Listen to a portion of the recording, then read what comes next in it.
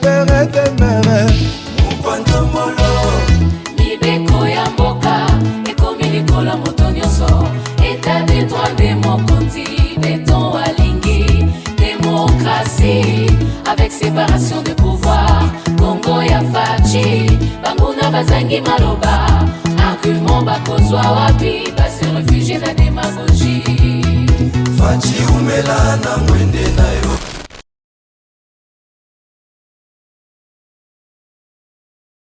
Bienvenue sur GCAM Télévision, fidèles abonnés, chers internautes, et c'est mon angai Lissoussou Babino, ébélé à travers le monde entier, à travers la République démocratique du Congo, Nabolandi, émission Nabino a éclairé des bouts congolais de partout où vous vous trouvez à travers le monde. Ndeko Samba Olonga apesi bino matondo mingi pona fidélité pe confiance oyo bopesaka biso poto memela bino. Basango ya République démocratique du Congo. Tobo sanate ete justice ya Nzambe moto moko te aishapaka na contrôle nango justice ya Nzambe irataka moto te mabe nyonso yo kosalaka ezalaka na nkuku ezala na mpwasa ezali na lifuti na yango expérience toza nango na mokili ezali ke nyonso moto asalaka azaka na litomba azwaka. Si ce n'est pas sur cette terre, même dans l'au-delà, tu finiras par payer les prix de tes actes. Alors, tala si mazonga moto, ukanisa te po ngai nazomona yo te to pe po justice ya Congo eza nango lemba lemba. Yeba yango ke Nzambe akomona yo kufuta yango tina 9e génération. Bana keba baya ko profiter, baya ko kweya na mbe baya ko futa mabe oyo tata na bango osala. Na lombango actualité ezali ko dominer ba actualité nyonso na République démocratique du Congo ezali conclusion fâcheuse ya affaire Cherubin Okende par le procureur général près la cour de cassation. En tout cas ezali uta mokolo ya lobinde ba esprit ebele et se révolter contre conclusion oyo ezwami na conférence de presse ezalaki tenue par les procureurs général près de la Cour de cassation où ya lobi ete na conclusion selon rapport oyo bango bazwi na banquêteur l'honorable Cherubin Okende a se suicidaki, c'est-à-dire liwa na ye ezali résultat ya suicide, ezali suicide nde mutu ememi na liwa ameki pe kopesa ba détail oyo esali ete ba arrivé na conclusion wana kasi na suka ya maloba na ye ya kebisi biso bato tokolobaka pona ko contredire oyo epesami ete bosala keba po ete justice ezali kolandela bino tango yo koloba makambo esengeli ozala na ba preuve pona ko contredire version oyo epesami. Est-ce que esengeli tokanga minoko na biso justice ya Congo ezalaki malamu? En tout cas ça fait débat jusqu'aujourd'hui. Sur la toile, le débat se concentre toujours autour de cette justice qui était déjà, selon le président de la République, Ndenga Lobelaki, qui semble être malade.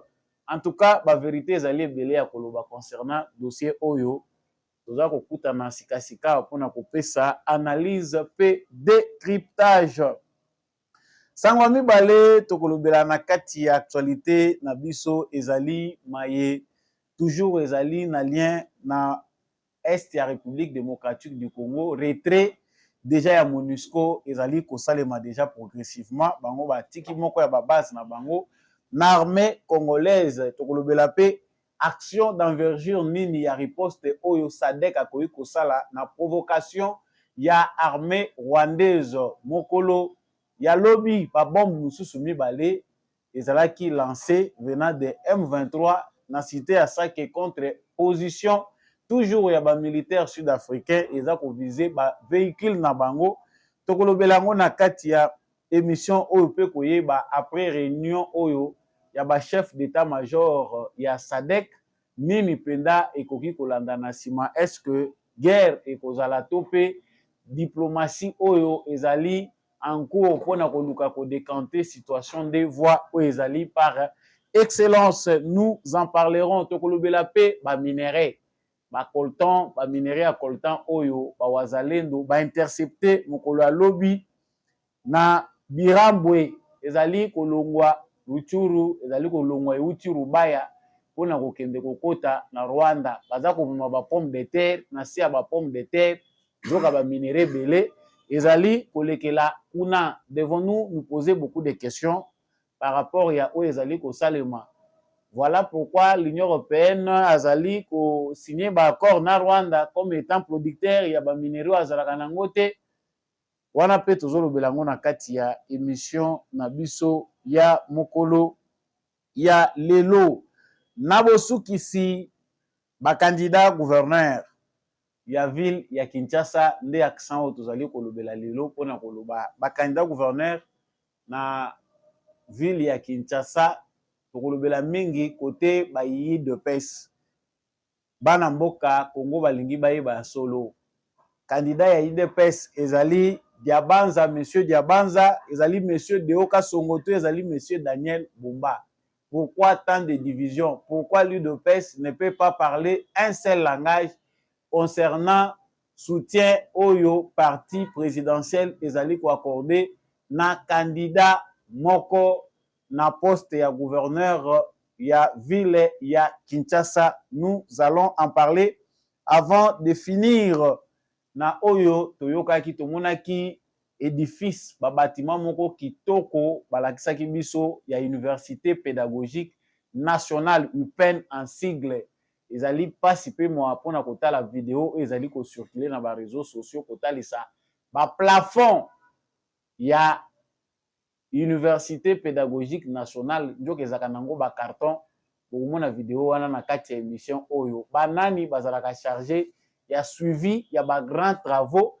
Est-ce que bazwaka pe temps ya kotala qualité ya matériel oyo bazali ko utiliser na ba bâtiment na biso ebele oyo ezali na kati ya kotongama mbongo ebele ezobima ba millions?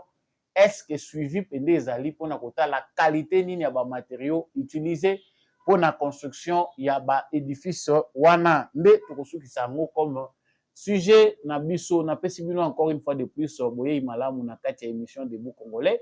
Soki oza nano abonné te na chaîne na biso GCAM télévision, nasengi na yo kosala yango po koma moko ya ba membre permanent ya Conseil de sécurité des Nations Unies te kasi ya émission Debout Congolais. Vous vous abonnez. En tout cas, yo mutoza kolanda ngai, partagez déjà émission au na voisin. Ko bossa na pété, ko liker, pe ko tikela biso commentaire soki okoki kosala yango depuis wapi yo ozali kolanda biso, depuis wapi yo ozali wazalendo na motema pe FARDC na motema. Bendele eza toujours likolo, bendele koya te. Nazongi awa na sujet ezali kosala la une de l'actualité na biso, sujet oyo eza kosala grand débat, sujet oyo défrayé chronique. En tout cas, esengeli toyeba que les résultats attendus par les Congolais, les Kinois en particulier, la famille du défunt, et Sili Kozouama en partie, procureur général près la Cour de cassation à Lobaki à cause de la conférence de presse, yango asalaki lobby. Tina ya conférence de presse na ye ezalaki kolobela likambo ya liwa kopesa mwa ba conclusion ya liwa ya ndeko Chérubin okende. Na sepeli nanu tolanda ye pour une partie maye alobaki concernant conclusion oyo ezwami ezali nyonso te mpona conférence de presse na ye azalaki na ba détail ebele apesaki mais to réserver bino partie wana bolanda ngo nanu nsima nde tozoki. C'est dit, mais de manière un peu plus claire, éclaircie, c'est quoi? L'agenda trouvé dans le véhicule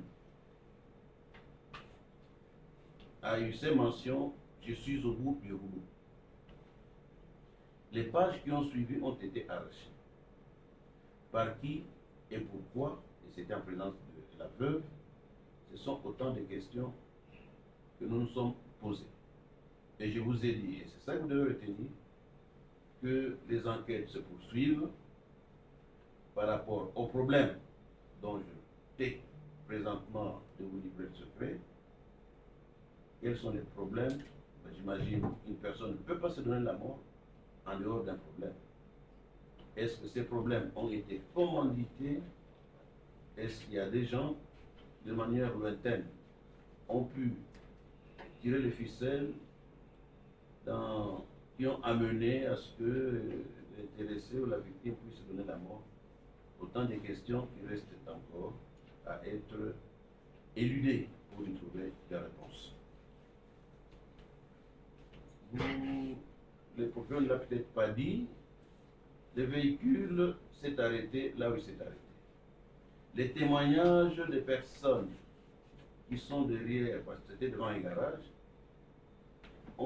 les témoignages ont révélé qu'ils ont entendu un cri, ou plutôt un coup, et ils sont venus directement pour trouver que le véhicule était stationné, qu'il y avait une personne à l'intérieur, parce qu'ils regardaient partout du devant, les autres vitres étant teintées. Et lorsque nos équipes arrivent, il y avait d'ailleurs de petits ballots qu'on appelle chégués, qui ont déjà commencé à arracher, à voler le proviseur, et tout ça comme ça. Donc là, les témoignages clairs des personnes qui ont été à l'endroit où le véhicule a été trouvé est tranchant que le véhicule s'est arrêté, personne n'en est descendu. Et c'est confirmé par les experts qui ont trouvé le véhicule hermétiquement fermé, et comme le procureur vous l'a dit, impossible d'être dehors, de démarrer, de trouver le moteur et la clé à l'intérieur avec climatisation en place. Cela est pratiquement impossible. Les autres détails, j'espère qu'ils vous ont été livrés de manière assez claire. Mesdames et messieurs, nous allons terminer notre communication en vous invitant à faire moins de commérages autour de certaines situations et qu'il est toujours mieux de garder sa langue en bride que de livrer au public des informations qui sont en fait des désinformations. Et c'est là où le ministère public peut trouver que vous avez franchi le bord du tolérable de la légalité pour entendre l'illégalité. Ça devient un faux bruit et nous pouvons mettre la main dessus. Merci pour votre attention et je vous souhaite... Voilà. Bandeko wana ezali procureur près de la cour de cassation. Monsieur le procureur atalisi biso na conclusion na parce que yango nde énervé ba Congolais. En tout cas, sur 10 personnes sondées, 9 personnes se disent déçues des conclusions de l'enquête sur la mort de monsieur l'honorable Cherubin Okende. Pour nini? Parce que ndenge bouti kolanda, selon la conclusion, il y a procureur Cherubin Okende akufaki na suicide, c'est-à-dire suicide linkoloba yomoko mibomi. Suite il y a charge mentale aux anango, suite il y a ba problème aux anango, ose mipesi liwata bazolo balika mwa suicide, totali justice à Congo, totali sima, totali Kabila, totali lelo, tolobi Fati, aza na raison ya koloba maladi. Maladi penda seke maladi ezalaka pe na ba degré. Ezala ba maladi mususu oyo esengaka penda intervention ya ba spécialiste, eza pe na ba maladi oyo umeli mwa aspirine eleki nango, to po beti pe carré eleki nango anticorps yango moko ebundisi yango. Mais maladi ya justice ya Congo eza grave. Parce que soki eza grave, thérapeutique nini oyo esengeli topesa yango. La conclusion en elle-même pose problème. Comment monsieur Cherubin Okende, honorable, paix à son âme, peut se suicider avec des balles qui viennent de l'extérieur de son véhicule? Batali mutuka ezana babal, babeti libanda. Monsieur le procureur, nazada ko informer yo ke nga nazo sala analyse nanga. Nazo contredire version na yote, naza ko sala analyse nangai. en tant que Congolais, mais nous avons le temps de nous poser des questions sur base des conclusions que vous nous avez données. En tout cas, ngai pe lokola ba Congolais mususu, otala uta makambo yango ebandaki, na esika ekomi ezali difficile que cette conclusion soit acceptable, que Chérubin Okende était mort par suicide. Tant on a zonaki sima natali pour Kabila, lelo na lingo zala na mathématique ebele te na Okende kaka likolo. Na raisonner liwa ya Arma Tungulu, paix encore à son âme. Ndeko na biso azwaka Ida Bamba Mabanga, abeta cortège ya Kabila Mabanga, abeta Kabila Mabanga, kanda na ele kaki makasi. Ateki famille na ye na Belgique kuna alobi en tout cas ngai fona sila na Kabila. Il était décédé 3 jours ou 48 heures après. Conclusion ya banquette ezalaki ke a se suicidaki na ba biloko oyo bango bakutaki wana. Il y a comme ça plusieurs dossiers oyo toyebi ya régime ya Joseph Kabila batu bakendaka ba se suicidaki. Depuis ya régime ya Félix Tshisekedi, Delphin Kayimbi akufaki. La conclusion était suicide. Après tant moulaï oyo banquette ezwaki on a déterminé ma circonstance esalaki ki akufa. La finalité ezalaki ki mort na ye ezalaki suite ya suicide ye moko nde ye amibomaki. Hey. Bandeko na ngai ndenge ka bino boza nango na pasi pona ko accepter conclusion wana, en tout cas eza pe ndenge ngai pe en tant que Congolais nazali kotala na balancer na gauche na droite to trouver que ezali clarté que conclusion ya justice eza la conclusion ya suicide. Ba propos kaka oyo witaki na ye moko procureur près ya cour à cassation. Na début ya dossier, il était allé trop vite. Il était trop vite allé pour dire que, en tout cas, batirer à mon année que batirer na masasi babale misat. Malgré que l'enquête morona ne s'allait maquiller jusque là. On ne peut pas ici présenter les images n'engez pas circuler dans les réseaux sociaux. Il y a état, il y a nzoto ya Chérubin Okende na kati ya mutuka. Tango bazali ko baye ko découvrir liwana ye place ya kufelaki place mutuka ezalaki. Banquette et salami na lolenge belé. Avant to réfléchir, il faut to longwa na ba émotion. En tout cas du côté de la justice congolaise, moi je ne m'attendais pas à grand chose vu ma conclusion est belé tozwa na justice na biso ezalaka décevante. Moi en tant que Congolais sachant que la plupart ya ba animateurs wana bazali toujours na ba fonction na bango et que il n'y a pas encore eu de grands changements. Je pense que je ne pouvais pas espérer grand chose de la part de notre justice. Mais on espérait quand même que tant oyo tozwi pour opposition bato oyo bazali ba membre ya famille ya Chérubin Okende, l'opposition politique Moïse Katumbi pour ne citer que ceux-là ba exigeaki que banquette il faut esalema na banqueteurs internationaux bauta à l'étranger. C'est ce qui a été fait. Le gouvernement congolais a accepté que des enquêteurs viennent. Toyoka kiawa bato ensemble na Moïse Katumbi baza ko belela balobi il faut ba américain, ba français, ba belge baza ko yebisa biso pona enquête ya mutu moko to bengisa 5 pays. Tomonaki makambo awo. Mais ndenge pe toyebi yango lorsqu'on fait appel à notre intelligence tolongwe sikoyo na contexte ba émotion, c'est vrai le gouvernement congolais avait accepté que ba enquêteurs baya des enquêteurs belges et sud-africains ont contribué dans la conclusion tozali koyoka. La question que moi je me pose, est-ce que les conclusions du procureur près de la Cour de cassation ont trahi le travail des experts. Si les experts sont là, il aurait fallu qu'ils soient aussi présents à la conférence de presse animée par les procureurs près la Cour de cassation.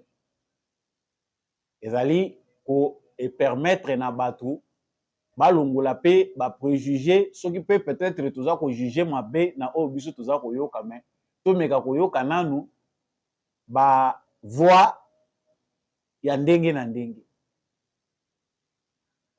Parce que pour le gouvernement congolais bakoki ko tia maboko balobi basukoli maboko biso to kokisaki o elobamaki que enquêteur il faut bazala ya libanda pour to s'assurer que indépendance ezali na musala o irana et salami. Et c'est ce qui a été fait des enquêteurs belges et sud-africains bazana enquête. Na question nazo mituna kaka po tozui tante koyeba est-ce que procureur près à cour à cassation makambo o ya lobi à traduire fidèlement ce qu'ont dit les experts. Le procureur lui totie na nuana. Il n'est pas un expert en criminalité. Il n'est pas un expert sur terrain pour na kosala analyse nyonso ya balistique pour déterminer les circonstances et puis arriver à une conclusion. On sous-entend que aye ko transmettre biso après réflexion et travail des experts oyo elobami kuna. Tant tolandi bango ndenge bazoloba balobi que ba découvrir que za na agenda moko tango basali perquisition na ndako na ye bamoni makambo ekomami kuna bamoni kazalaki dépassé. Pourquoi les gens les haïssent tant? En tout cas amimona ikaza barré, c'est ce qui était écrit dans son agenda, mais d'autres pages na kati agenda wana ezalaki déchiré. Qui a déchiré? On ne sait pas. Sur base ya enquête menée, balandeli ba tracer téléphone ya Chérubin Okende ba découvrir que atikala kokoma na cour constitutionnelle te. Ça ce sont aussi des faits. Obiso toza pe mbangu ya koloba mais faut to landela to yeba po nani ba tukoloba nini ba enquête nyonso te nde abutisaka mbala moko na rétablissement à vérité. Il y a quelque chose que aussi nous Congolais prenons avec émotion.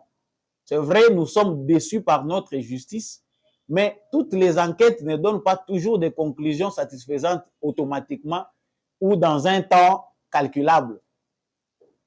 Et ça, na enquête, pour ceux qui voient comment les enquêtes se font dans des pays développés, qui prennent plus de temps que prévu, voire 20 ans, 30 ans, enquête est pour une question donnée, voire même 50 ans après vérité.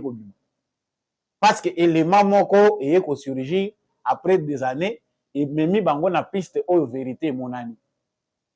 Donc, concernant d'abord la question des enquêtes, nous donnons le bénéfice des doutes pour comprendre que Moussala ya ba enquêteur, surtout na ba dossier sensible le rôle à Oyo, ezalaka conclure facilement boye ba conclure et puis étiqueter.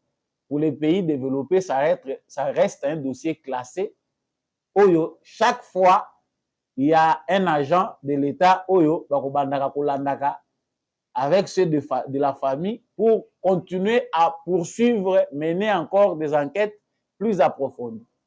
Au moment où pas na biso ba Congolais, moto mute mezalaki moto poto yeba mbala moko vérité qui est fautif. Pour un camp, ça aurait été mieux, ceux qui toyoki balobi na télévision balobi que la mort de Chérubin a été planifiée par le gouvernement de Tshisekedi. Azalaki homme à battre pour na bango mutu babomi et ndenge tolandeli tomoni ke agent moko ya service à sécurité mutu aza la base nango. Ah, ça devait être une victoire pour un camp. Bayoka conclusion en ndenge wana. Pour un autre aussi, ta naza kolobawa. Tozo koloba tobosanaka noki biso ba Congolais, bato balingi baloba bongo te. Bato balingi biso soto beta kaka sete que justice ya Congo nde eza mabe, justice ya Congo eza maladi baza ba incompétent. Ça on concède à tout Congolais qui pense que la justice congolaise est malade. Ceux qui Congolais yemo alobi que président yemoko alobi que justice na biso eza malade. Sur base ya ba dossier mususu a maîtriser ka biso to yebite. boni biso ba congolais to koloba le contraire. Ça on le concède, mais ce toujours ko luka recherche la vérité, il faut tout étaler ba piste nyonso. Chérubin Okende, sur base toujours de ce qui est dit, n'était pas en bonne position, n'avait pas de bonnes relations avec les membres rebelles à partir naïe. Il était inquiet. Pourquoi il était frustré? Pourquoi il avait des problèmes? Pourquoi comme à niveau à commis au bimazo à volant yemoko azo kendaka yemoko azo milobelaka yemoko? Ça ce sont des témoignages recueillis auprès ya mutazaye ko tambola naye garde naye auprès ya chauffeur azaye ko vivre na stress. Stress wana ezaki ya par rapport ya maman, par rapport ya famille ou ezali stress ya parti politique naye. Eza na piste moko tolobela te awa. Ezalaka bloqué brutalement, to éviter les enquêteurs avaient choisi. Ba journaliste oyo ba publiaka mbangu liwa ya Chérubin Okende. Alors que rien n'avait encore prédit et l'Obama te. Non, ba levé déjà Chérubin Okende akei. Ezalaka banane. Pourquoi on les a laissés? Pourquoi on n'a pas scruté cette piste-là? C'est là où on retourne à notre justice. Mbongo etambolaka pona ko brouiller ba piste. Pour arriver à découvrir bisoté, il faut tout effacer ma trace. Et là, l'argent circule. On n'est pas le temps ici. Au moins, il y a des gens qui ont contredire, mais je fais. L'analyse, je ne contredis personne, mais j'essaie un peu d'éclairer sur base des faits. Les faits ont présenté par le procureur général qui détient la vérité officielle. Moi, nazali kolela wa baboyi koyoka nazo zongisa ngo lisusu ndeko shaka zongisa nanu ojo wana toyoka ndenge mwana lelaki nini basaleli papa eloko nini asali bino eloko nini asali bino eloko nini asali fale bakanga yata kokanga toki etalaki ata la prison papa nyamane tumba Chérubin Okende papa papa langa papa Chérubin langai papa papa namono wapi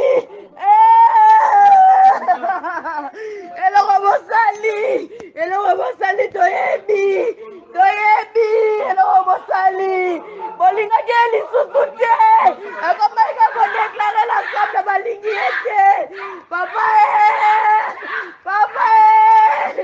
abi moya lobeza te ensemble balingi nga te papa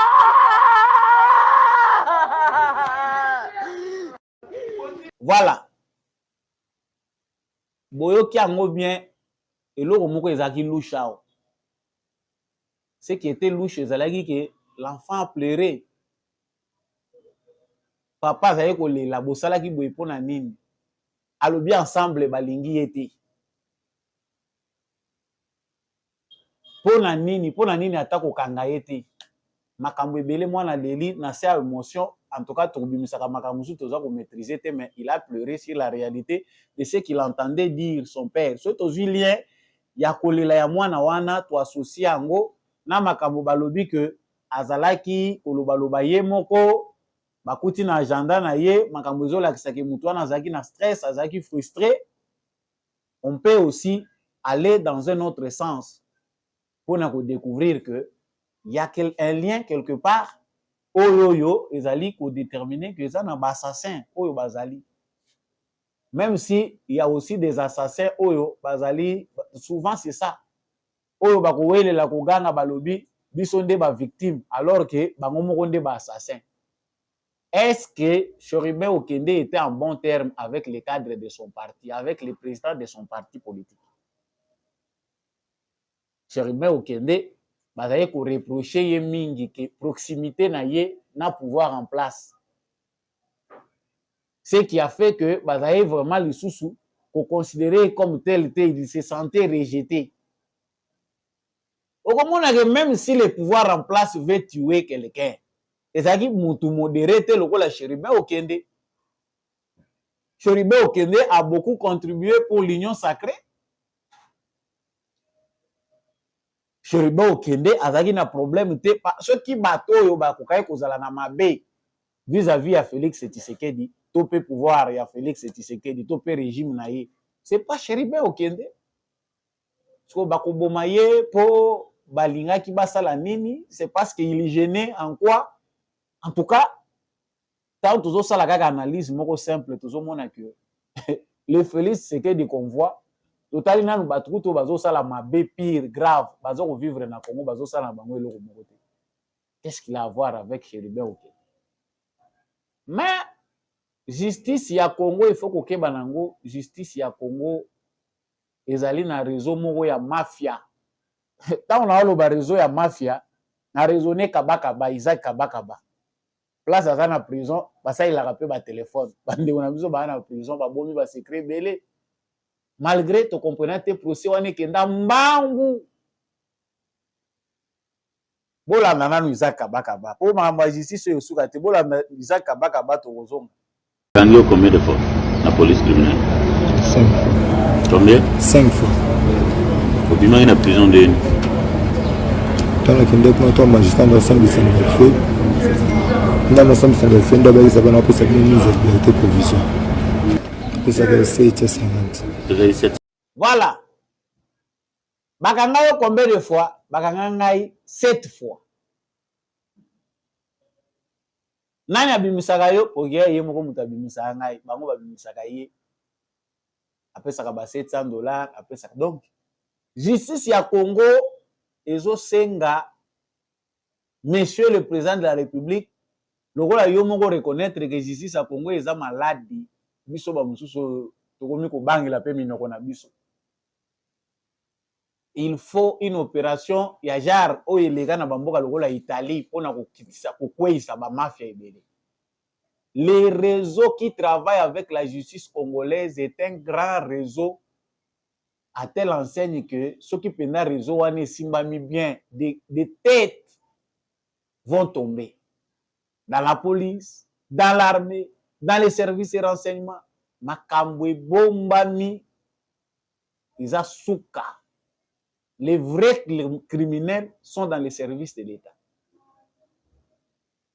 Mais nous tapons témoignage ya boye. Tout à l'heure, on a été bazoué, l'excès interrogatoire, balandela bien, bas scruté. Il détenait des secrets. Je suis parmi ceux qui ont fait les analyses. Procès ya bakaba oyoyo, bazalaki ko kata batu barin, selon ndenge toyokaki. Et que dans la vitesse moko, balobaki o noté, c'était pour salir la francophonie. Le jeu de la francophonie, jeu à francophonie et les cas. C'était mieux de les garder parce que c'est un procès où il croyait que ça la même une année. Mais ba condamna batwana bangu ba condamna bango malgré bazolo bakitwana makamba koloba. On les a condamnés rapidement bakoti bango na mbala moko na ba prison. En prison là-bas, ils continuent encore na ba réseau. Ba utaye ko kanga ba musu ba longoli bango batindi bango bandolo. Pourquoi même en étant en prison ils opèrent, ils peuvent encore opérer parce que notre système carcéral ezali système moko ezali na légèreté na négligence à kosakanate.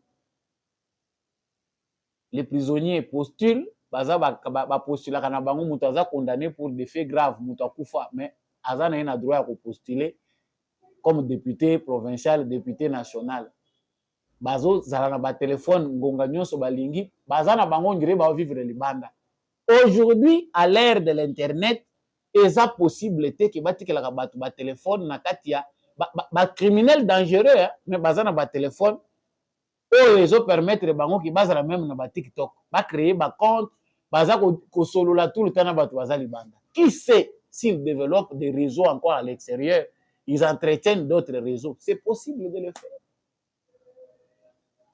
Donc dossier oyo ya ndeko Chérubin Okende pe à son âme famille baza ko senga ba pesa bango soki makambo nyonso oyo ba greffier bakomaki. Qu'est-ce qui est d'abord écrit là-bas? Je vais lire pour vous. La famille a besoin que ba pesa bango autorisation de lever des copies des pièces du dossier au parquet de la grande instance de Kinshasa Gombe. Ba pesa bango dossier wana c'est que bango bazana besoin ba poursuivre na niveau national toi à l'international na ndenge mususu.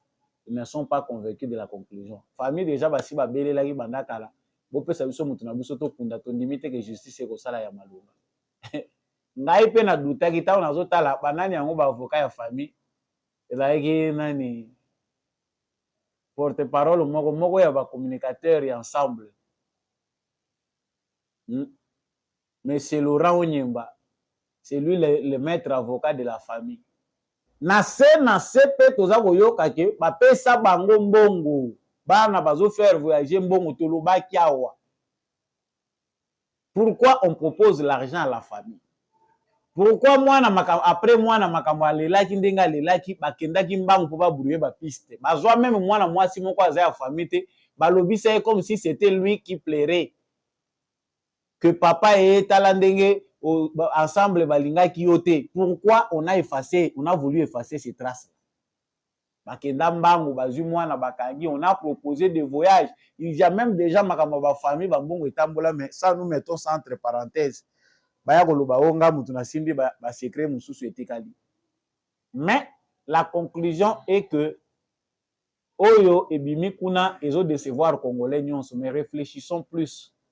Le procureur près ya cour ya cassation aza élément moko image na ye na Congo eza malamu te ba congolais ba sepeli te na oyo ebimi epai na ye. Est-ce que ye mutu abimisi yango to pe ezali conclusion ya banquette menée? C'est la question que je me pose. Est-ce que tu exigeais que banqueteur baya? Oui, tu exigeais que banqueteur baya. Est-ce qu'on peut faire parler les enquêteurs? Ça c'est entre point d'interrogation, pardon. L'argent ezali eloko oyo et entravaka mingi ba démarche ya justice.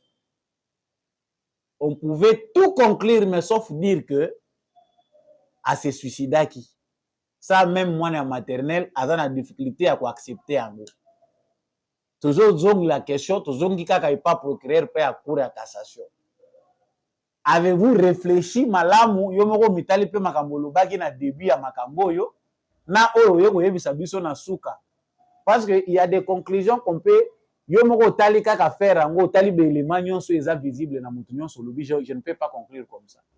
Mais veut kotika kutu bato ata na suspense ke kopesa conclusion ya lolenge ya boye et ko bebisa lisusu image ya justice ya Congo. Na suki sikaka monsieur le président de la République yonde munganga oyo biso toponi pona kozongisa justice ya Congo na nzela. Soki oza spécialiste ete na domaine ya justice okosala appel na baminganga mususu ya lolenge na lolenge po basunga yo patient na yo abika. Mais tika toyebisa yo ke patient na yo maladi wana lobaki eza maladi moko grave ezo senga intervention ya makasi ya ba technicien pe.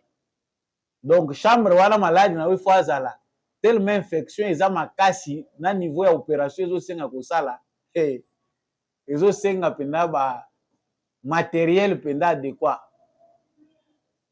Eza facilité. Les dossiers Congo ezo senga justice ya Congo pona ba faire oyo s'il faut envoyer des magistrats aller batangisi bango na renseignement na lolenge nini basala ka banquête bakei même na bamboka bapaya baye bo créer na bango structure moko spéciale pona kozongisa justice ya Congo na nzela. Entre temps bo bakiseli bango ba salaire bolongoli ya ba député bokati yango fois bokaboli yango ata na biteni 4 parce que nos députés jusqu'à ce niveau tant que tout le monde na apport na bango malunga te ils ne servent presque à rien.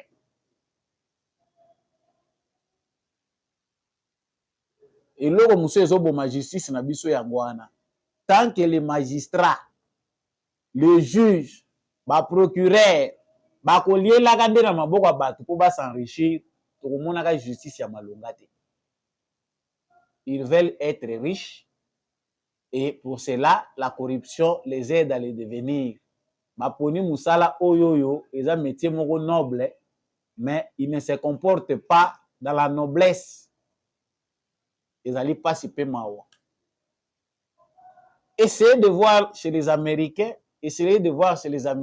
ma brigade ou etrakaka, ma brigade criminelle. Ça, c'est une question.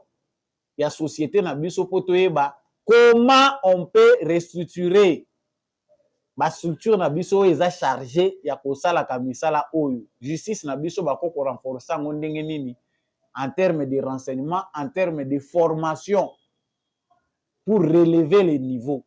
Parce que awe la kisi pendaki na terme d'enquête na RDC soko teli justice ya Congo elikia que enquête et quoi aboutir en quelque chose de satisfaisant et en dépasse paiement.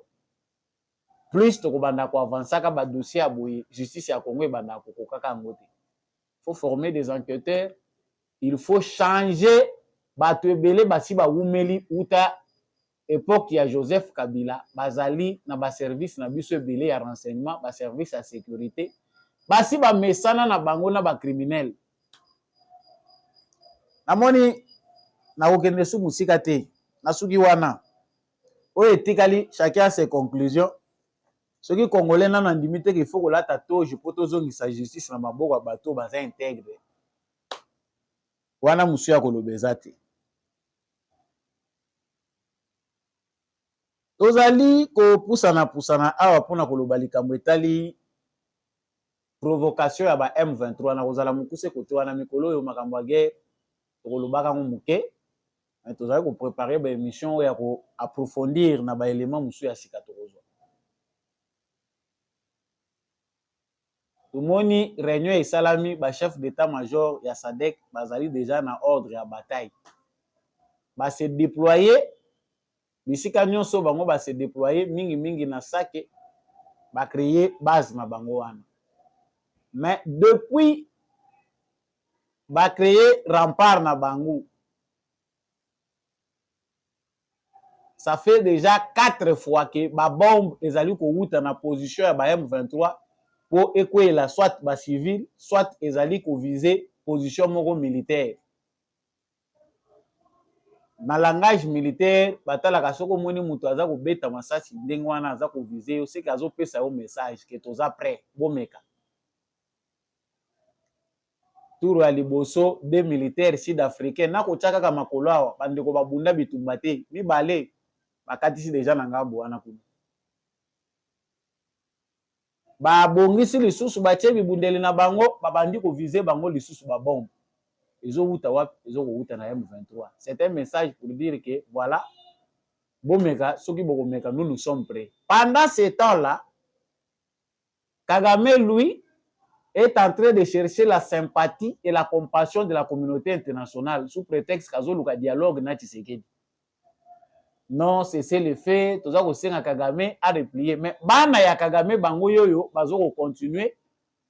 Kobwaka ba bombe ba civil bazo kokufa ba civil baza kozoka ba blessé grave. Chaque semaine il faut bombe moko ekweya soit na Goma soit na Sake. Ça ezali komona na te na États-Unis, Union européenne aza komona ngote bato baza ko exiger dialogue bazo komona ngote. Quand on dit que le dialogue c'est pour nous distraire, ils savent que dans ce dialogue là il n'y a pas un discours entre Tshisekedi na Kagame, message eloko ya kosolola kuna ezate. Mais pour bale qui s'attend, il faut pas continuer à exiger ou baza ko exiger. Il est déjà clair pour tout le bango que na ngambu ya SADC déjà baza en ordre de bataille. Batika koyoka makeli les États-Unis, il faut peu koyokisa na nous son pour makambo et avancer. Occident va comprendre que il faut pas récupérer moi na bango Kagame, il faut faire la guerre. Distraction baza ko bengaka dialogue. Et monsieur le président de la République, vous avez fait trop de tournées obimi mingi. Cette fois-ci, message yo ko banda ko pesa ka bango, pesela ka bango ngo na Congo. En tout cas, on dit que Belgique azali porte mususu ya Congo, oyo Congo to bimelaka. Mais mieux vaut suka na yo wana parce que Occident azoyoka malamu langage ya violence soka moni batu batomboki wana nda comprendre. Comment imaginer que de l'autre côté on cherche à trouver la paix De l'autre côté, Kagame a moni que ça qui a Luka qui a conquérir, le la conquérir en côté, il faut continuer que tchaka ba vie à battre en danger. C'est inacceptable. Yango FARDC na biso bobonga manabino bien. Sadek, message ezali clair eza que tout moni animosité entre le peuple congolais na Sadek. Plus ça dure, plus les frustrations vont encore se créer. Population congolaise et ambi Sadek différemment na EAC. Problème ezati. Mais à lire ya makambu tango ekobanda ko la population azomona ke na Goma biloko eza ko mata. Ba bombe eza ko kweyaka bino bozo riposter te bolobi tozo pesa chance na dialogue. Bikolo pe zo sa nini ezo ko kendaka. Ça va amenuiser les chances aux populations accordées. Congolais aza ko tenir mingi toza ko tala ngo na force ya Sadek. Il faut que ça s'active. Okola bango balingi guerre mondiale. Pas mona guerre mondiale po to sito suki. La guerre sera la solution. Ndenge babundelezo komaka wana ezo kendaka. Il faut ko stationner ngo ko bakisaka ba stratégie. Parce que pour eux ils pensent que ceux qui balobi Rwanda azali na missile anti-aérien de Congo akozanga possibilité à kozwa ngo. Non. À la guerre comme à la guerre, il faut être conséquent en tout et pour tout. Le Congo est un pays extrêmement riche. Obino boza capable ya kopesa biso yango te par hypocrisie. Toza pe capable ya kosenga ngo même na ndenga asima pe na bato obino boza na bango opposé wana. Ce que le peuple congolais attend, c'est la guerre. Parce que tu comprends que Kagame est un fou sécurisé, un fou qu'on soutient par des gens qui veulent les richesses du Congo. Donc, pour le problème, on est allé Sadek, acte ou la provocation, ils allaient le la signature de la guerre. Comme Kagame est prêt pour faire la guerre, il faut lui faire la guerre. Toyo kalisusu occidenté. Chance au bazar au benga chance au ils allaient façon ya ko distraire biso, ils ne sont pas encore prêts parce que s'ils étaient prêts, on devait voir les sanctions. Je félicite encore les Congolais, que ce soit au bazar en Afrique du Sud, au bazar en Canada, au bazar en Europe, partout où les Congolais bazar tout le monde va moko ya conscience qu'il faut toucher la bango makelele, continuer à aller dans leurs ambassades. Ça démontre notre maturité. Toyo ka discours ya ba politicien te, la diplomatie, nous devons la laisser à Tshisekedi. To ba dikolo ba biloko okale. Oh te diplomatie président ezo que ne bino ba Congolais bozala ba diplomate te. Que nous Congolais ne puissions pas suivre makamba diplomate ba kolobaka. Ekola lisa biso pongi. Ngai pona nga ata lelo États-Unis alobi to sanctionner Rwanda, to retirer aide na biso militairement to appuyer bango te, les Congolais ne doivent pas se fier à ça. Tant que Kagame n'a pas quitté le pouvoir, Congolais manifestons. Tant que Paul Kagame et son empire Matuti baza ko continuer kozala na Kigali, nous ne cessons pas. Soki lelo mandoki esili parce que pression baza ko tia ezaki a retirer ba troupe na ye. Nous ne pouvons pas venir vous endormir, vous dire que abaïda ko retirer, asala kaza ko retirer, a changer stratégie, a tindi lisusu bataillon mususu. Lokola zo yoka kangote, même ceux qui lelo a retiré ba troupe na ye nyonso, c'est jusqu'au départ de Kagame, de biso ba Congolais ba tolobi, ah oui, effectivement, notre mobilisation a payé, on peut respirer. Et on ne va pas respirer si ce n'est pas un mur. Le Rwanda doit être un pays qui sera jusqu'à la fin des temps contrôlé par le Congo. Mur seul et souki ekokite.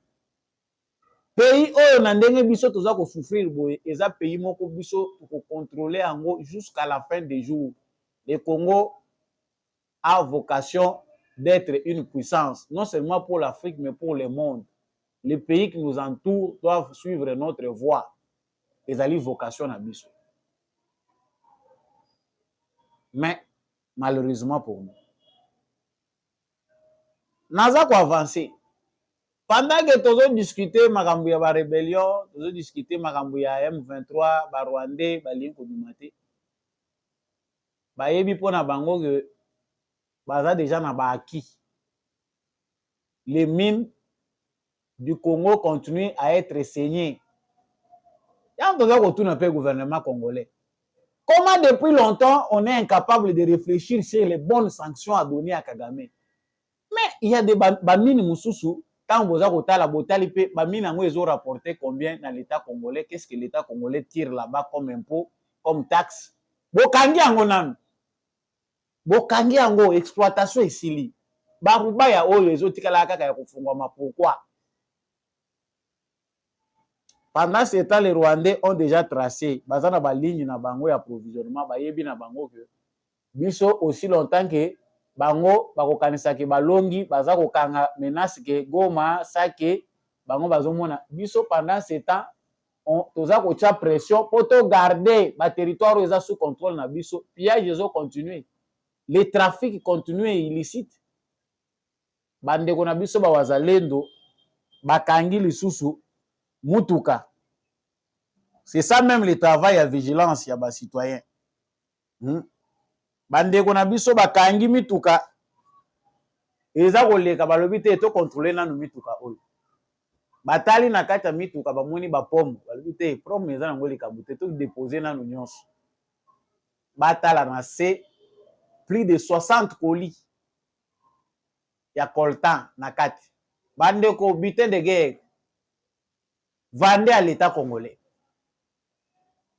Il faut pendant côté tozo kende au côté sana mitu ya ba congolais que or nyonso coltan nyonso clandestin soki bokangi yango ba wazalendo boye nango na maboko ya l'État congolais boza na pourcentage. Pour mettre fin à crise oyo. Ba congolais bango moko bazo alimentaka lisusu ba pays voisins oyo ezali ko agresser bango. C'est que ba malheur na biso oyo ezali déjà système ici se dessiné. Il y a des contre-congolais. Omoni mutu atondi ici dans une ville de 2 millions d'habitants azotambola na mituka ya ba $200,000. Ah, on dit qu'il y a guerre au Congo mais bato bazo tongaka bandaku ya cher oyo na Goma business na bango ezali concentré autour ya nini. Ils vendent quoi? Les pommes de terre, les vaches. Qu'est-ce qu'ils vendent ici? Ils ont la cuisine des voitures de luxe. Ils ne quittent pas Goma. Ils sont dans des endroits où ils sont makoloté. Si l'État congolais démantèle les réseaux, arrive à contrôler l'argent qui circule à Goma, à Bukavu, na babisika nyon soane foko yeba bongo circule ka ndenge nini. Bon imposer bango. Soki bakangi yo ozana $100,000 aux otambola nango, il faut justifier outi nango wapi. Les banques sont là. Si eza na makambo ebele sengeli esalema mais eza ko salema te eza ko continuer ko bénéficier na bato basi batisa système na bango basala réseau na bango munene. Donc l'Union européenne tant que moni bango bayeba lobi non protocole d'entente pour les minéraux critiques et stratégiques avec le Rwanda bayebi que pendant ce temps ils sont en train de dire Rwanda bimisa ba militaire na yo Goma ne tombera pas, nous demandons à Kagame de retirer ses troupes du Congo. Pendant ce temps-là, le commerce illicite continue. Pendant ce temps-là, les pillages systématiques continuent. Bango bazo perdre na bango te. Biso tozolo ba toko récupérer Bunagana, toko récupérer nani. Bango pona bango ba yebi que en quelque sorte, ils ont déjà balkanisé, ils contrôlent ces parties-là et ils contrôlent les sous-sols par les systèmes qu'ils ont mis en place. Et les Congolais participent à ces systèmes-là. Biso pe toke toke nikokota ka na chaîne wana. Ndenge bananga bage kokota. Po toko banda ko profiter tango bazo tirer ba dividende biso pe bazo kofuta ka biso na fin ya bango. Vous aurez compris, chers Congolais, que les choses se passent de manière malheureuse avec la contribution des Congolais eux-mêmes. Félicitations à Bandeko Bawazalendo. Moi, je pense que à la longue, il faut créer un service. Il y a pour récupérer nango renseignement makasi na Congo. Il faut vendre na Dekivu. Il faut vendre na Katanga. Ba malheur to connaître na ba zone wana. Il faut renforcer les renseignements. Utiliser les jeunes Congolais qui sont désœuvrés, militarisés. Si le Rwanda un petit pays a infiltré biso, bande kona biso ebele oyo baza ba wazalendo les Congolais qui vont au Burundi, en Ouganda, qui connaissent mieux le Rwanda. pourquoi pas bango pe bako ça la service à renseignement. Pour na nini te l'état congolais ko utiliser bango biso pe to ça la paix contre renseignement na bango. Quand on vous espionne, vous pouvez aussi faire le contre-espionnage. Voilà les moyens qu'il faut mettre. Les moyens sont surtout na FARDC, mais renseignement est base, est clé.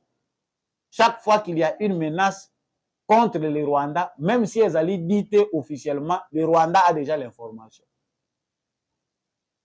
C'est parce que azali ko futa ba officier militaire na biso tozo futa bango, Rwanda pas zo futa bango. Azali ko landela même baredok na biso ba agent service à renseignement na biso na Congo, baza payé doublement. Ba agent double. Il travaille au Congo, azali peut en même temps ko travailler na Rwanda. Ça dit chaque fois qu'il y a des informations baza ko tinde donc azo sala wa Telegram ou pas atindi na Rwanda. Autre moni ba mouvement ba lobi ba uti ko déployer ba troupe ba komi ba militaire ngo baza combien baza après près autant. Ça c'est un militaire congolais ici. C'est un agent de la DGM qui informe le Rwanda.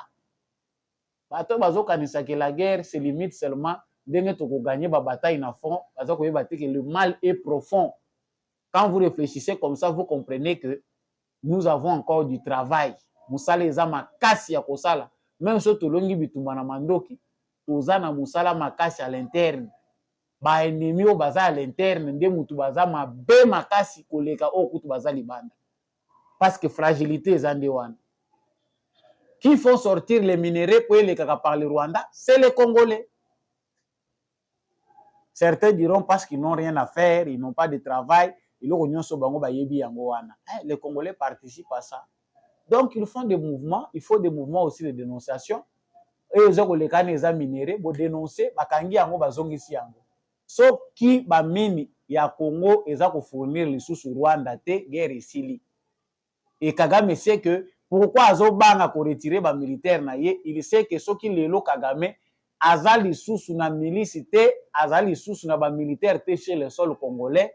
Utilité na ye et sili les multinationales vont se tourner bakokende kota la côté mususu.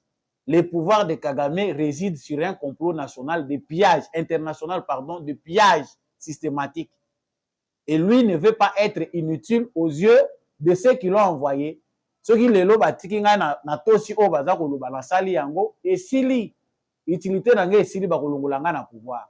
Mieux vaut na continuer au désobéir pour na poussaka mikolo. Ainsi sonne les glas les derniers jours de Kagame. Il n'y a que les Congolais qui donnent des béquilles à quelqu'un ou à sa komi koka. Na lobela ka walikambu ya ba candidat gouverneur, il y a eu de pèse. Alandi vidéo moko esalinga ipasi. Ya bandeko na biso balobi bazali ba membre ya Ligue des jeunes, il y a eu de pèse. Ndeko chaque wati la bino bango bolanda bango simande tozondi. Bon, merci chers combattants, chers Ike, chers leaders. Il y a un mouvement tout et sangi c'est Sali Fox il y a l'UDPS. Les loyaux to sangani Ligue des jeunes, to sangani pambate, ils ont Ligue des jeunes na ba structure na yenyo surtout. Pona koloba eloko moko, IDPS c'est ça vendredi. Pe mutu moko te akomaki o IDPS c'est ça à vendre. IDPS c'est ça à vendre. Pour la ville, il y a Kinshasa. Tolingi Kinshasa est la gouvernée par Mwana Ndaku. Et Mwana Ndaku ope ayebani bien ezali Jabanza Mwanane. Jabanza ou bien. À ce cas, soki kombo ya mutu mususu ebimi bakokutana na jeunesse na balabala. Yango to sengi chef de l'État. En tant que garant ya bon fonctionnement. Ata la jeunesse oyo et pesa ke pouvoir et jeunesse on est lobby que non Kinshasa. Dans la posa, il y a un homme capable, IDPS gérer yango, pour s'il y a des autres, nous sommes les gars qui ont ça. Pour finir avec IDPS, finir avec le président de la République, finir avec Bangoti. Pour le moment, on dit, tout sunga chef, Nanzela a vu la Kinshasa peut tout sunga partout. Ah bon, attendez! IDPS viva! IDPS viva! IDPS viva! Viva! Viva! Viva! Tshisekedi, héros national, père de la démocratie. En République démocratique du Congo, Félix Tshisekedi, chef de l'État, Voilà. UDPS na ba structure na ye lokola Ligue de femmes ba fédération nyonso ya Kinshasa bazali ko apporter soutien na bango na Daniel Bumba CV eza kitoko nga pe nazo soutenir CV wana.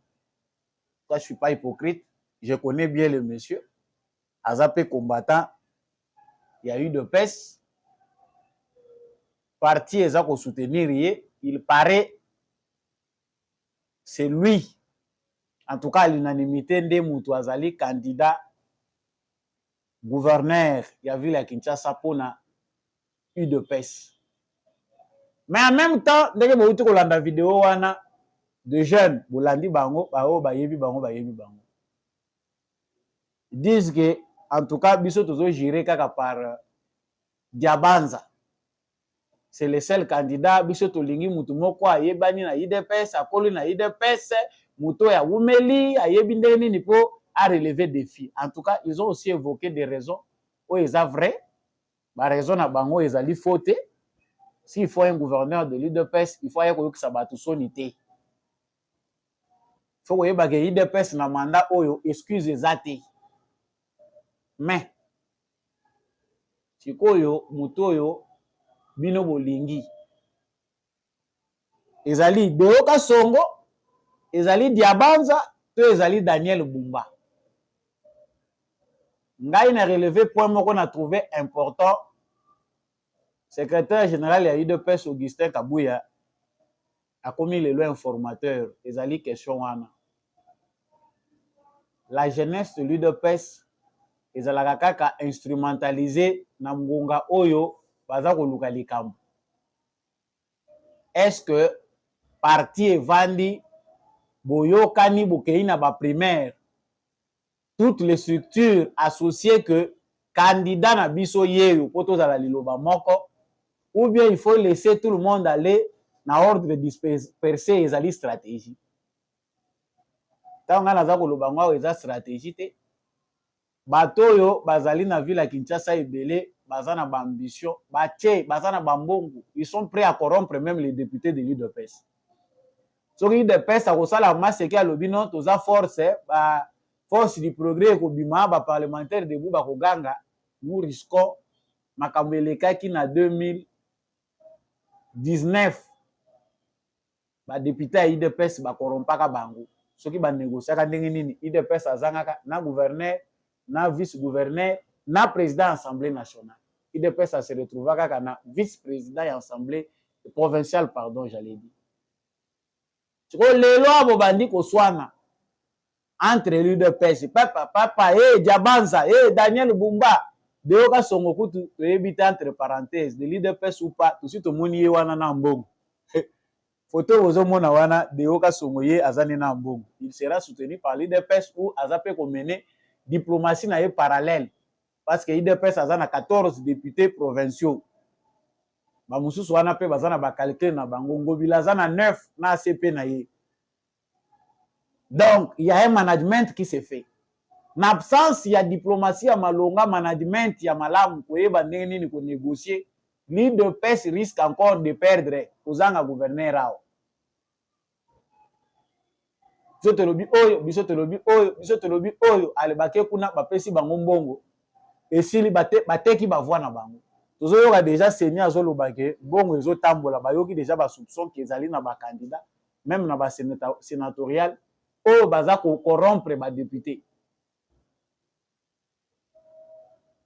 Oh, tolobaki te biso tolobi. Ah, lobaka mingi makambo ya UDPS, makambo eza secret, ya secret zate, bangwana baza na balabala. Les structures de parti balobi Daniel Bumba. Structure musupe bimi biso toza ligue des jeunes biso tolingi Diabanza. Mais pourquoi pas débattre à l'interne, éviter cette crise-là dans l'espace public. Ça se fait lorsque ba cadre ya parti baza ko jouer rôle na bango te, les partis n'a pas le temps d'éduquer les jeunes, de les préparer. Ba jeune bo utiliser ka bango ka so boza na ba ambition wana o tcheli bango ba mbongo pour ba créer des ordres.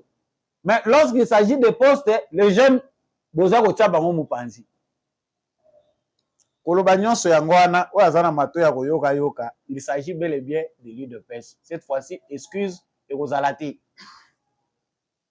Nasukisi awawa na dossier oyo ya IPEN. Video oyo bokolanda wana ezali na IPEN. Bolanda ngo nanu nsima tozongi. Yo moko ndenge ba frapper yo. Ba carton nde batie plafond tala. Mbula moko kaka nyonso ekoi. Hein? Ni triplex quand même, monsieur le président. Tala. Ezaka ba carton. Hein? Nous sommes dans quel pays? Tala yo moko. Mousse. Oyo eza triplex ete ni carotte. Ba kosio ba milieu ekei me basale musale loko moko te. Ce n'est pas gentil. Afrique solution ba frapper yo. Batu bazwa ki marché c'est Afrique solution. Société ba frapper yo makasi. Tala. Mbula kutu ya mupepezala kite. Hein? Mbula 10 minutes nyonso koi. Oh. Voilà. Cette vidéo là fait déjà le tour. La une des réseaux sociaux. Oh, tozali parce que c'est remplaçant dans notre télévision normale. Mais bato ebele baza pe na ba réseaux sociaux ebele. Baza na mutema malamu te ya kolinga ke baninga ba yeba vérité. Toutes les manipulations passent beaucoup plus par les réseaux sociaux. À inventer une nouvelle naïe, à publier en gros. Et lui n'a pas le temps de voir les conséquences. Hein. Mais oh, vous comme on a IPEN, Université Pédagogique Nationale. Oyo, président de la République a inauguré. Et ça qui toko, bâtiment, sinon pas, bâtiment, ils ont qualité. Mais finition, Zambe Nangai. Congolais, ils ont senga, basa la Congolais purge, ya ndenge nini pour Congolais a changé. Et loko, toza ko lobela kango pona banzela. Basali nzela batie goudron, kaka kokende bazo kende 2 mois ya pamba. Omoni goudron wana nyonso ese longwe kushi asuka ese longwe omoni mabule bandiko se créer. Oyo bozo komona wana frappe babeti président de la République. Université wana toyebise kete l'UNIKIN toyebise kete UPEN eta o UPEN ekomaki. Mais pour ça la finition ya bien, il y a ba matériaux durables oyo ba utilisaka na construction. Édifice oyo ezali public et salema pona ko durer ba année belé. Frappe na frappe. Donc ba ko diminuer poto diminuer ba dépense to zo mbongo ya kokabola. Ba ko ndeko somba ba carton. Ba plafonnier wana toyebi ekomi ya ba marque nyonso chinois sa yeli biso 6e qualité. Oyo moko tala uta na première qualité okoma na 6e eloko esali mbula te. Yango moko etoboki mbula kaka moko soki mopepe kotaki na kati soki nini toi efongoli munoko ndenge bomoni yango wana. Mais nous avons des structures chargées ya contrôle. Nous avons une agence de grands travaux. Otali soki tozo kritika ka Rwanda wa moko boya ko benga na Rwanda. Tozo kritika ka Rwanda wa. Mais omoni moko dictature pe ememaka makambo bien. Otali ndenge bakosali la qualité ya musala na bango un bâtiment public, otali même ndenge bako meubler yango, otali lobby oui. Les gens ont mis de l'amour, les gens ont peur que eloko moko ya mabebe bati. Mais biloko ya biso ezaka ke tongami okomona kaka détail moko eza lokola na antiquité. Ata batongi kitoko mais okomona kaka eloko moko ekozala wana ekosepelisa misu na yote. Qu'est-ce qui se passe? Président de la République a travaillé na banane. Ce qui a manqué, c'est l'argent. Malam kutu batu bakomi kolela kutu balobi, malam kutu bocha ata ba triplex. Ezala ka soute d'actualité mais batu bakomi osenga ke basala bango ata plateau ni soki nini plafond ya ba triplex. Pour ba triplex ango pe ndenge bendaka moya wa. Soki moko chaleur ezobeta mais eza terrible. Mais à qui doit-on faire confiance? Quand on dit que le mal est collectif, il est profond, le mal. Mais, sujet de prière, Congolais, il faut que biso ba Congolais, tous malades. Ata tous ko s'enorgueillir pour nous critiquer, mais tout Congolais souffre de ces vices-là. Vices, il y a médiocrité. Les uns se disent intellectuels. Talent français moulaï. Jean-Jacques Mamba Zawapi. aza kuna na Kagame a rejoindre ceux qui AFC ceux qui M23. Très égoïste, moyibi eleki jusqu'à tel point que Congolais nyonso aboti kaka image ya mabe. Monsieur le président de la République fongola misu, ba travaux nyonso okosalisaka ba diminuaka qualité. Landela bien okoyoka ke nzela oyo esengeli bacha couche ezala 15 cm bako kitati na 10. Kaka po ba réduire qualité ya musala bazala na mbongo bakokabola à tous les niveaux. Donc bisika oyo bakoloba 20 millions, sachez que mususu ekotika la wana ezali ba réduire nde qualité ya musala. Toutes les structures où ils ont chargé à contrôle, oui, tozo contrôler, mais oyo landeli nzela mawa. Bozole la mindele bazo nyoko la biso, tozole la o noter l'agression, les complots internationaux. Le vrai complot c'est nous-mêmes Congolais. Tant qu'on n'a pas changé, biso moko to changer te tozo luka soki ndenge nini, eza compliqué, eza passe. Parce que même bateau va sortir de l'extérieur, bah yebi désordre na biso. Qu'est-ce que nous voulons?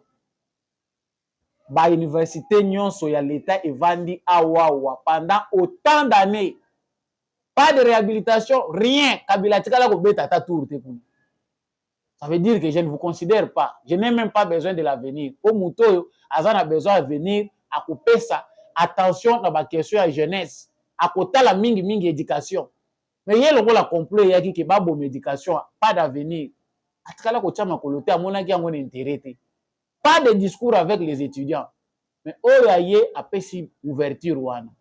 Bande konanga après to lo bageti Tshisekedi azamu Tshisekedi mutazola lesa biso pongi Tshisekedi mutazo sala boy. Corrigeons nos défauts bandoki nde biso. Émission esili. Merci ndenge ozaki ebele ya kolandango. Merci na bandeko bolandi biso depuis sud ya France. Bandeko bolandi biso na Canada. Merci Nabino à tous ceux qui nous ont suivis à partir des États-Unis, ceux qui nous suivent à l'est de la République démocratique du Congo, ceux qui nous suivent au front.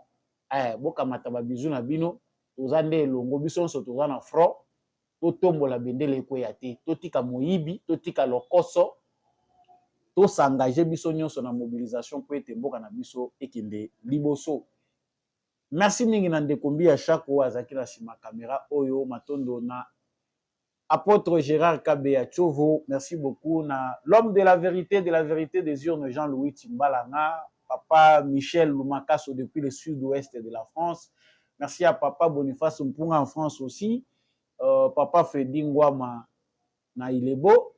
Merci mingi na papa Kennedy Mukendi, papa Jeff depuis l'Autriche. Mon vieux Paulin Tika, bandeko nyonso oyo bolingaka samba olonga, bolingaka plateau télé oyo lokola mama Lisette Mumbendu, mama Bili Bilonda na bosani te, mama Anima Samba, baye nyonso vraiment bozali kopesa attention na émission oyo bokoba ko soutenir biso po ete émission et mata niveau pour éclairage et à la public congolais nyonso asosola ete sengeli totelema pona ekolo na biso. Ngai na bino tokabwani wana na bolingo na bomoko nde tokoyeba kotonga ekolo na biso. Abonnez-vous, likez, partagez si vous ne l'avez pas encore fait. Tokutani prochainement na émission mosusu.